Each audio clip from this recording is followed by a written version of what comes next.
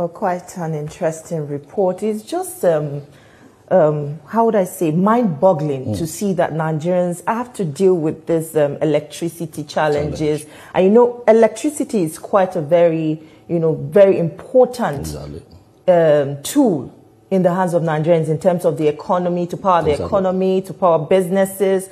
What do you think about this? What are your thoughts? Yeah, you can't remove the aspect of electricity because it's the lifeline of every economy. But also, one of the respondents there made a very interesting point that the substations, they have vehicles to monitor their facilities. And it brings me to the thought that at this stage of our development that we don't even have, number one, CCTV cameras. We don't have a centralized monitoring base of all our lines and all those stuff. And I think as we try to deal with vandals, we should also remember that we should put measures in place that will help reduce the stress of security. All right. To further bring clarity and perspective into these issues, we have joining us live the Nigerian Labour Congress President, Comrade Joe Ajaero. Thank you for joining us on the show this morning, Comrade. Thank you very much. All right. You described as absurd the 8 billion naira allocated to sensitizing Nigerians or payment of their electricity bills, even though the Power Ministry has already given reasons for this. But would you say this is a case of misplaced priorities, or how else can this spending plan be justified?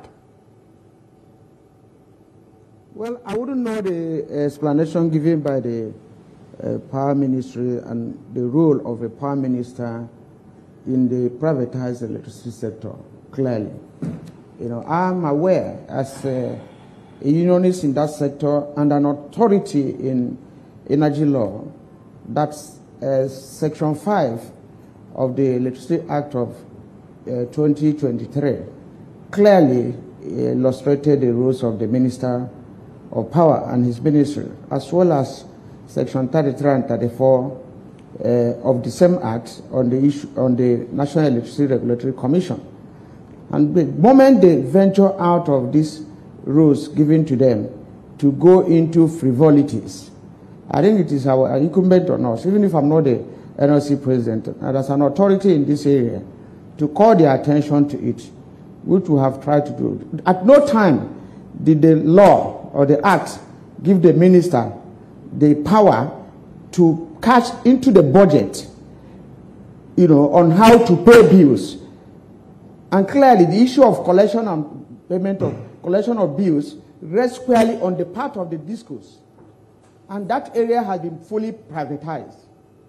And then it is not the duty, and I repeat, of a government, a minister of Federal Republic of Nigeria, who has a kind of supervisory and supervisory role and to give directive what happens in the sector, to now be talking of, even if it is less than 8 billion, to sensitize Nigerians. It is the job of the discos in order to collect their bill. And now, as he asks about, whether the discos are maintaining their bank guarantees, to the transmission companies, how many of them have equally paid for the energy way to them within this period? And that was why I asked that even in the privatized sectors, the government still retains about 40%. For the past 12 years, has the ministry tried to find out where government money is going? What constitutes this 40% on the revenue being collected by these other agencies? I'm saying that it is a misplaced priority and shouldn't have been contemplated in the present circumstance where the power sector, where the Electricity Act of 2023 made it clearly the role of every organ, including regulation. Okay, comrade, the fact is that what we should be thinking about is metering of Nigerians. Because like you rightly said, if it's the responsibility of discos to collect bills, if every Nigerian is metered, would there be any challenge in sensitizing them to pay bills? Well, you have various agencies, you have public affairs departments in all the discos.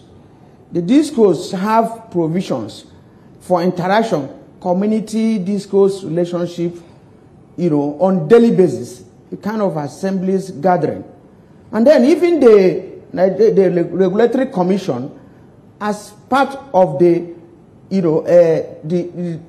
stakeholders theory in power sector, they have the right to consult with the stakeholders, discuss issues, bedeviling the section.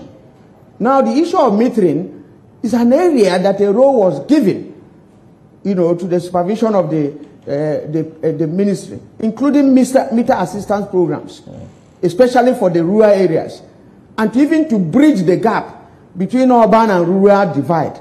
These are roles clearly given to the ministry. Equally, on the issue of renewable energy, mini-grid and on-grid policies of the government, the whole world is going green. To what extent have we captured, are we captured on this? What of the metering policies, of the discourse? Because every policy, every product has its own metering policy. If you go to the filling station, it's not the federal government that buys meters for them. Due to people selling granite and gari, they have their measuring instruments. And the discourse should step up for this. And discourse had a 10-year policy and agreement on MOU with the federal government, after which their so-called privatization will be reviewed. 12 years after, it has not been reviewed. And then we're trying to give the money. This is beyond over 2 trillion assistance or grant that has been given to this sector. And I'm saying that is not privatization. Unless the federal government wants to take back the sector. And if they do that, then you can talk of sensitization of people. You can use National Orientation Agency and other agencies, to inform people and educate them on that, but not capturing any expenditure from the budget in order to attend to the discourse on asking people to pay bills. Why are you not doing the same campaign for people to pay for fuel or gari bought? Well, we'll still discuss more on that, but we'll take this quick break now. Don't go anywhere. We still have more on the program. Stay with us. Energy challenges. Nigerians still feel shortchanged, by these companies, and, there's still the talk of energy theft. How do you strike a balance in this situation? Well, until we stand up strongly on a strong regulatory framework, we'll continue to go front and back. There seems to be a regulatory capture in the country where some people or some discourse seem to be having an edge, over the regulatory, that is NEC. Or whatever they do, nobody, takes care of them. Energy theft is something that is common, all over the world. But the capacity to come up with new equipment to dictate such theft is very, very important. And then I think the discourse where this problem lies more, have to sit up to make sure that they take care of this energy theft, And in fact, even the issue of energy loss, transition as a result of force, those technical and non-technical force are very, very critical to measure the percentage, at what percentage is NEC regulating them, at what percentage of energy loss as a result of vandalism, as a result of deliberate effort and collusion by some agents within and outside this power sector. These are very, very essential, and until we address it, we will continue to lament. Yeah, comrade, you also called for the resignation of the Honorable Minister and some other officials. Is that not like overreacting to this whole situation? There is nothing like overreacting. If we don't, the issue of resigning is a conditional clause. If you can't do this job, resign. And that is what happens in any climb. It's not a question of calling for. How can you be talking of 8 billion to educate Nigerians when there is constant grid collapse? And nobody has heard anywhere that the culprits have been caught. And the Home Minister comes to national TV to tell us that the grid collapse will continue. Then where lies the job of such a ministry? Where lies the job of the Regulatory Commission? and you say one is calling for a resignation. If you know you can't do this job, you resign. That's a clear sentence. It has nothing to do with overboard. You know, you give chance for other people to do it. There's Greek collapse today, there's Greek collapse tomorrow. Nothing has been done to forestall it. And there's even the issue of vandalism, to the extent of cutting wires. These wires that are being cut, who gave them outage? Is it that the lines were idle before they were cut, or they were on? Is there no monitoring device, you know, in those days to detect when any line is being tampered? These are some of the jobs, and I repeat it, you know, of the ministry that they should play. And I'm saying that any official of the ministry that is not ready to do this job because of the sensitivity of the sector, and it's important, you know, to the economy of the country. Let's talk about the 50% increase in tariff for telecom services. You know, Nigerians are still dealing with a lot of the harsh impact of some reforms of the current government, and they are not quite satisfied. It's a major concern having to deal with another increase. What is your strategy in calling for a nationwide boycott of, you know, telecom services? Well, I think if you check, the workers seem to be the person at the receiving end, and that informed our comments on the new tax regime, because the tax regime tried to look at the issue of those on exemption to be either those receiving less than 1 million, and if you cut it from that 1 million per annum, that 1 million bracket, you discover that almost all the workers are involved. And by the time you now look at it from the point of, you know, tariff, you know, and then even in doing their jobs, you know, apart from transportation to offices and the result of the problem of PMS costs and other issues, you discover that it is extremely difficult for the worker to cope or to communicate with his boss, with his colleagues, and to do some of his jobs. So I think this is a rate that is too high for us to bear. And like I said, the issue of boycott is another industrial relations policy. You know, you can adopt go slow, you can adopt absolute boycott, but these are measures for you to establish your disenchantment with the policy. And I think the telecom countries should not behave as if they are living in the air or in the moon. They live in this country and they know what people are passing through. We are still consulting at all levels of the labor unions and the workers, and we come up with the most appropriate way to go. Now, because Nigerians are listening to you, what alternatives you are against the 50% tariff hike? How low would you be ready to go as a labor union if the telecom companies decide to enter into negotiation? How low will you be ready to go? Well, as long as they are ready to see, you know, the level of poverty or suffering by Nigerian workers and ditto Nigerian masses, because most of the time every worker takes care of, you know, almost 6 or 5 people who are not working. As long as they are ready to listen, as long as they adopt this issue of stakeholders theory, which I said, that you need to consult in all their acts, whether in the electricity or telecom, you know, it is clear for them to consult the appropriate stakeholders, you know, before taking this decision. And it is by so doing that they will know where the shoe is pinching the stakeholders. And I think that we can't be doing abortion before pregnancy. Announce it and you wait for a reaction, you know, see whether you can reduce it or not. Ordinarily, the best way to go is to do proper consultation, and then we'll look at it. If it becomes necessary, at what percentage is it necessary? This idea of thinking for us without knowing what comes into our pocket is so difficult. We'll be open and discuss and lay all the issues on the table. Well, we've seen several protests by the NLC in past times challenging some of these government policies, but some Nigerians have said some of these protests have not yielded much results, as government is yet to shift ground. We still see increase in petroleum products. We still see increase in electricity. What will you say can be done differently than protest that will get government's attention? Because it seems like government is immune to labor's demands. Well, I don't think those people are right by saying it has not attracted attention.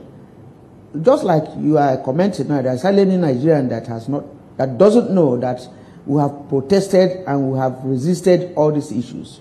Now, if government decides not to listen, now does that not send you a signal? If you say Labour has protested on the issue of petroleum products, increase in PMS, Labour has protested on electricity tariff, and we are doing it continuously, and you say it has not yielded any result because we have not been able to tie the hands of government. Is that the policy of protestation all over the world?